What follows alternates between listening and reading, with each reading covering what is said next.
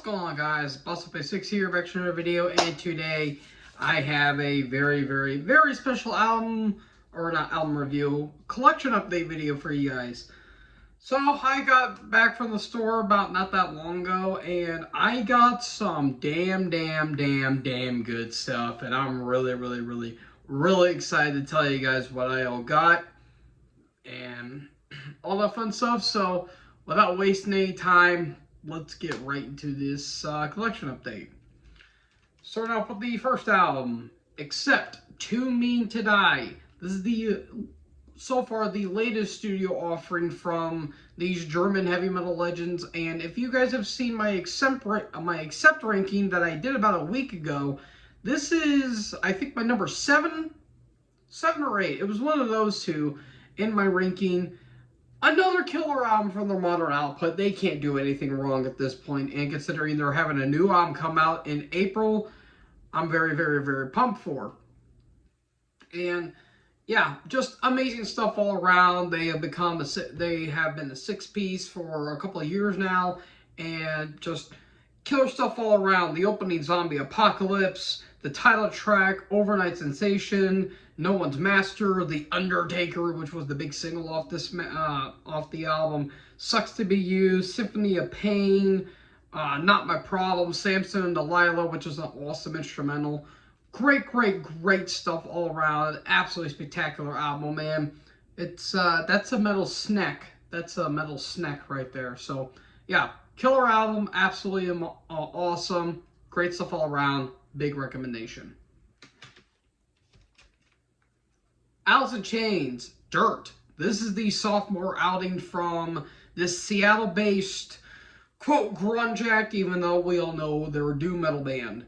And I do have their debut album, Facelift, which I haven't fully heard yet, but I have heard this album, and if I ever do an Alice in Chains ranking, this might be my favorite, considering that this is the album that really got them a huge amount of notoriety, even though the Jar of Flies EP, I think they came out before this, or it was either the Sap EP, got them a lot of notoriety.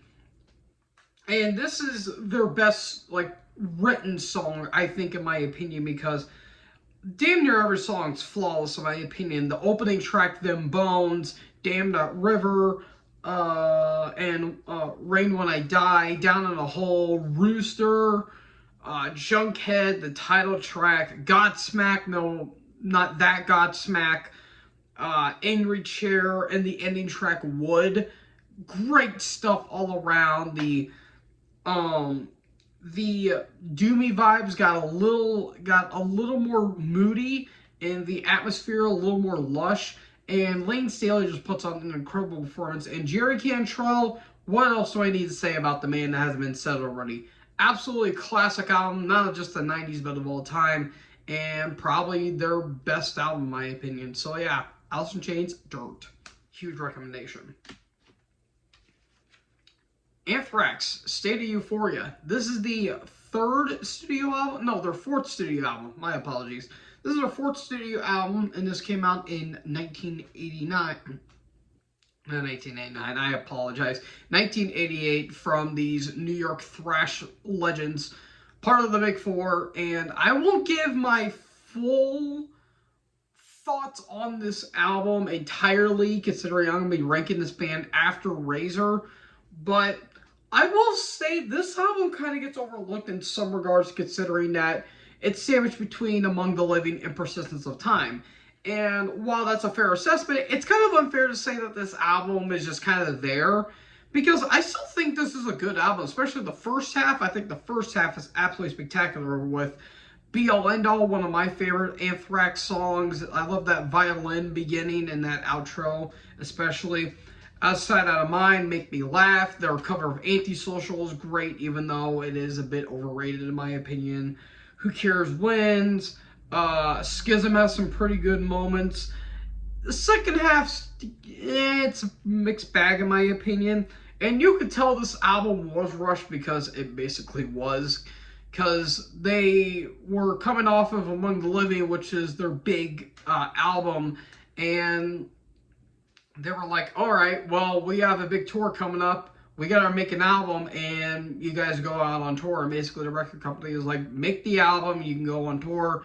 And the band's like, all right, we got some riffs, we got some songs, do some drum patterns, and you'll be on your merry way. And that's basically what it was. And, you know, it does sound rushed, but it doesn't sound sloppy. Like, again, the first half's really good, but the second half's kind of meh. And I will say production is pretty thin, and the drums do sound weak, but Charlie Benante still puts on a hell of a performance, and Scott Ian's riffs are still spectacular as well. It's just, again, it's kind of middle child syndrome where it's stuck between two phenomenal albums, kind of like Motorhead's Bomber or what's another album, a really good album. Yeah, well, Motorhead's Bomber. We'll just say that right here, right now. So, yeah, absolutely great stuff. Good stuff all around. I do give this a recommendation. Avenged Sevenfold, Waking the Fallen. This is the second album from this. They were originally a metalcore act, and then they went more traditional heavy metal with some thrash influence, and now they're more progressive and avant-garde. And I know this band kind of gets some shit from some quote metal fans. I like them. They did help me get into heavy metal, so I kind of give them some brownie points for that. And I mean, what can I say about this album that hasn't really been said already? It's a classic in their entire discography. And while production is still a bit thin, it's still a bit raw. It really was getting them into the charts, and then City of Evil will come around, and that's where they really got big. But the title track, Unholy Confessions, was the huge standout on this album. Desecrate Through Revenants, Eternal Rest, Second Heartbeat, Radiant Eclipse, the two-part of I Won't See Tonight, I think is pretty solid. Clairvoyant Disease, and All Things. And this is some pretty damn good stuff. It's not one of my personal favorites, and it's not even one of my favorite sophomore albums of all time, but I still think it's really, really, really, really, really damn good. And yeah, I think it's one of the best in their entire catalog. Again, while the production is pretty raw, I still think it's a fantastic album in its own right. So yeah, really recommend this album. Check this out. Black Sabbath, Paranoid. Speaking of best sophomore albums of all time, this is the second album from the godfathers of heavy metal themselves. And, I mean, do I need to say anything? Do I really need to say anything? I mean, War Pigs, the title track, Iron Man, Electric Funeral, Rat Salad, Planet Caravan, Fairies Wear Boots, and of Doom. Do I need to say anything else? It's the band that got them on the map, essentially. And while I did rank this about towards the middle of the album, of my rankings, it's still a classic, and it's still an all-time. It's still one of the best of all time. So, yeah, do I really need to say anything else? Absolutely recommend them. And before I get to the next album, I want to take a quick drink. Refreshing. All right, the next two I have are from Exodus, and the first album I have is 1989's The Fabulous Disaster. So, coming off of Pleasures of the Flesh, which was a good album, a good start for the Steve Souza era, but in my opinion is my least favorite of the Exodus albums, they basically said, okay, we're just going to make one of the finest thrash albums of the 80s, and that's basically what they did. And they made not only one of the best of the 80s, but one of the best in their entire career. Because every track on this album, I think, kicks absolute ass. Especially with the opening track, The Last Act of Defiance. But the title track, the awesome single off this album of The Toxic Waltz. Cajun Hell's a really nice instrumental. The almost Slayer kind of nod and like Father Like Son. Corruption, Verbal Razors, and Open Season. Killer stuff all around. It's probably my third favorite in terms of the Steve Souza era. Well, no. I would say my third favorite. This may be actually my fourth favorite in their entire discography, because I didn't really properly rank them when I did my Exodus retrospective, but awesome, awesome album in their entire discography and absolutely recommended. And then I have the album 15 years later, 2004's Tempo of the Damned. I remember when I first listened to this album, I did my random album reviews way back on my channel, and this was before I was going on my trip to California with my mom and my grandma, and I absolutely loved this album. I was basically jamming Exodus while we were in California because, well, it was the thrash scene at the time. And, I mean, yeah, what can I say about one of the best comeback albums? Top 10 in my personal opinion, and I just absolutely love this album. And in my opinion, this is the best album with Steve Souza on vocals, because he just sounds feral on this album through and through. The opening Star Spangled Banner, one of my favorite Exodus songs of all time, along with War Is My Shepherd, Blacklist, Shroud of Urine, Forward March, Seal with the Fist, Calling the Herd, the title track, Impaler, which has that Trapped Under Ice riff. Absolutely incredible album. And the production on this album, incredible throughout. And this was actually released on the same day 2 years prior, where the great Paul Bostaph suffered a stroke and died. And he was actually supposed to be on this album because after Force of Habit, they basically broke up, and Paul basically came back into the band and was like, hey, do you guys want to do some recording sessions? And they did a live album in 97, and they were wanting to make this album, but unfortunately Paul passed away. So Steve basically got called up and saying, hey, do you want to finish this album? And Steve's like, sure, why not? And he puts on the best performance, in my opinion. This is my favorite Souza, my favorite with Zetro on vocals. He just sounds so pissed off, and I absolutely love it. And not long after this album was actually released, Souza would actually leave because, well, he was working 2 jobs along with being a union carpenter, and he had to pay the bills, and that's when Rob Dukes came into the band. So, yeah, kind of a, bit of an upsetting period for longtime Exodus fans. But don't worry, I still think this Rob Dukes era is still spectacular in its own right. But killer stuff all around. I mean, both these albums, 2 of the best in their entire discography. And favorite of the Zetro era, and my second favorite of the Zetro era. So yeah, great stuff all around. And actually, before I move on, quick little thing about Exodus really quick. When I went to the record store, I saw that Blood In, Blood Out was actually on vinyl. And I'm like, oh, okay, that's cool. And then I checked in the metal section. I'm like, oh my god, they actually have Exodus. I'm getting that shit immediately. So that's basically what I did. So yeah, great stuff all around. Sorry about that. Linkin Park, Hybrid Theory. This is the debut album from this California-based alternative / nu metal act with some electronic elements, maybe a bit of rap thrown in there. I don't really know. I think it's mainly nu metal, but yeah, this is kind of an odd one considering, I've moved on from nu metal, but I give this, I picked this up mainly because of nostalgia, because this band really helped me get into metal as a whole, along with Slipknot and a couple other bands of that this stature. And while it may seem a bit tame by modern standards, I still think this is a really damn good album. This might actually be my favorite, even though Meteora, the follow-up, was a really damn good follow-up. But I think the opening track, Paper Cut, might be one of the most underrated songs. Of course, you have songs like One Step Closer and Crawling and In the End, which, yeah, they are a bit overrated, but I still like them.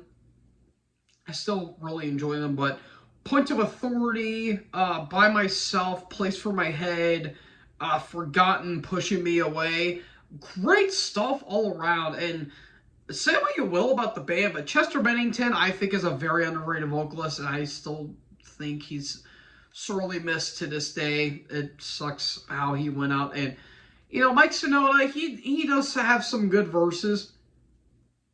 And the production, I think, is still pretty good, in my opinion. But Yeah, great stuff all around. I do give this a recommendation if you are wanting to get into metal. I would recommend this. I would absolutely recommend this, even though it's not by metalhead standard metal. I still have a soft spot for this album. So yeah, absolutely recommended.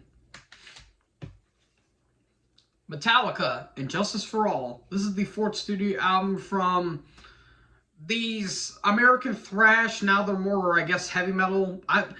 When I say I guess, it's kind of hard to describe what they are, considering they're either heavy metal or progressive metal. It's really kind of hard to tell what they are nowadays, but this is when they were really hitting their stride in the 80s, and this is my third favorite in their entire discography, because this is where they went full-on progressive thrash, and I honestly think this is one of the best albums in their entire discography, because it's absolutely amazing. The opening, Blackened, the title track, One, The Shortest Straw, Harvester of Sorrow, The Frayed Ends of Sanity, Dyer's Eve, the awesome instrumental To Live Is To Die.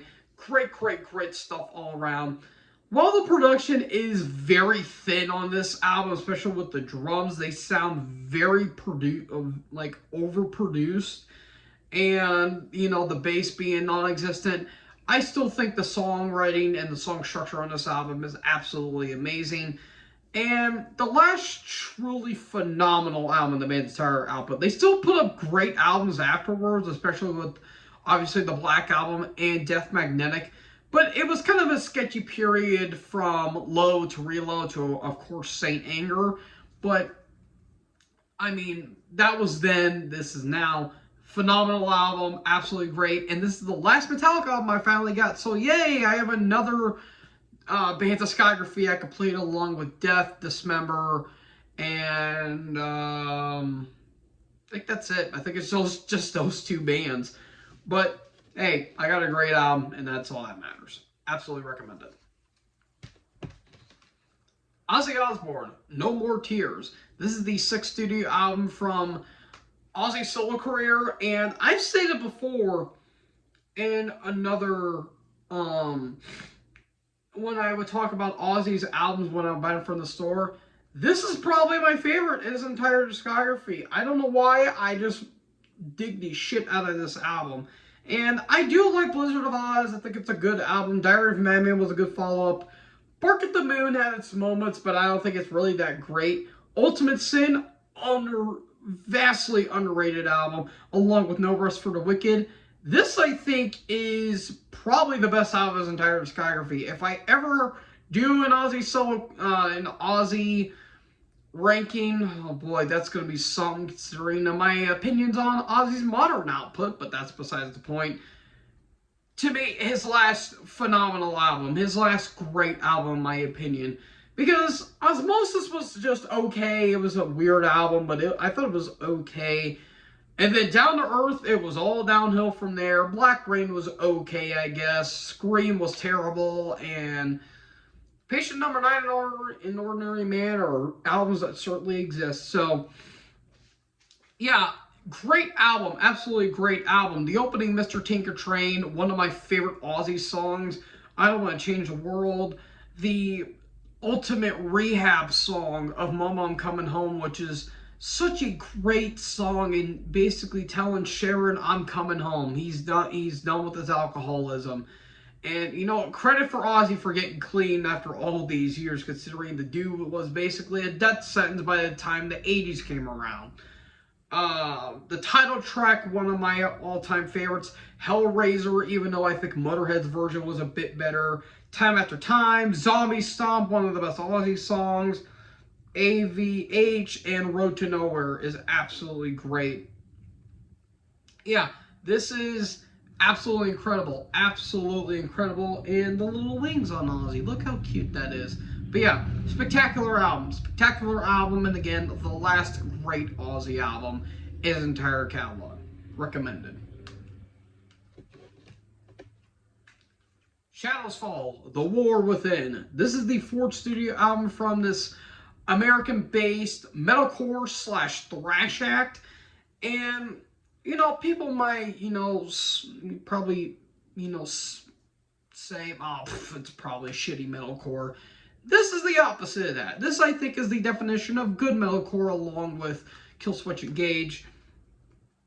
I think this is a great album. Absolutely great album, considering that, you know, like I said, the whole, quote, shitty metalcore thing can be a little over-exaggerated, but when done right, it's done absolutely right. And this is basically the album that really broke this band out, because it really got them a lot of mainstream notoriety. The Line That Blinds and Cold by, or Lightened by the Cold, Act of Contrition, What Drives the Weak, The Power of I, Ghosts of Past Failures, Those Who Can't Speak. Great stuff, and I really love the production on this album. The production was done by Zeus. And while some melodies don't do it for me necessarily, the riffs are absolutely amazing on this album, along with the vocals. Like, the vocals are very thrashy and have that hardcore bite. They almost get death metal-ish in a way. Like the dude really has that, like, the guttural sometimes, and it's absolutely great. So, really damn good album. I was jamming it on the ride home, and I thought it was a really damn good album. So yeah, recommend it right there. And let me drink real quick. Refreshing. And finally, I have Type O Negative, Origin of the Feces. This is the first quote-unquote live album from this band, even though it's a fake live album. And if you guys have seen my Type O retrospective, I did cover this, even though it's not really an album per se. This is just a re-recorded version of all the songs that they did on Slow, Deep, and Hard. And while some songs are better than the original, I think the originals are better than the redone versions here. But I still like it. It's still a good album. And this is the other album cover. And the original album cover is Peter Steele basically showing everyone his fudge tunnel. I'm a little bit Jamie Don is probably having PTSD and Vietnam flashbacks by the time I just finished saying that sentence. But the other album cover is pretty solid, even though I think the original is funnier. But the back on the of the album has ingredients, and I want to say the ingredients: carbonated water, sodium benzenite,